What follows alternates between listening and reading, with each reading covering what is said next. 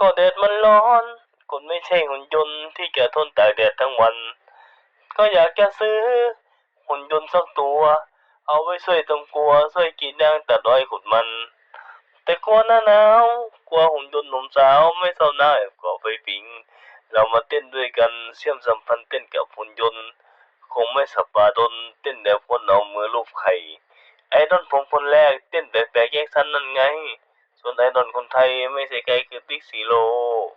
รอรับได้เลยไอของที่เพ้นสัญญาคือสัญญาตามเวลารอรับได้เลยรอรับได้เลยไอของที่เพ้นสัญญาเป็นสัญญาตามเวลารอรับได้เลยก็แดดมันร้อนคนไม่ใช่หุ่นยนต์ที่จะทนตากแดดทั้งวันแต่ก่อนหน้าหนาว